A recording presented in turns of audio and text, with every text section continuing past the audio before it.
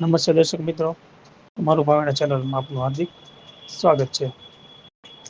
બગદાણા ગામના સરપંચ અને કોળી સમાજના આગેવાન એવા નવનીતભાઈ બાદલિયા ઉપર થયેલા હુમલાના પગલે ભાવનગર જિલ્લાનો કોળી સમાજ મેદાને ઉતર્યો હતો અને આજ રોજ રાજુલાના ધારાસભ્ય અને કોળી સમાજના પીઠ આગેવાન હીરાભાઈ સોલંકી પીડિતની મુલાકાતે લઈ આશ્વાસન આપ્યું હતું કે જે તે આરોપીઓને અને ચમરબંધીઓને છોડવામાં નહીં આવે અને તેમના વિરુદ્ધ કડકમાં કડક કાર્યવાહી કરવામાં આવશે.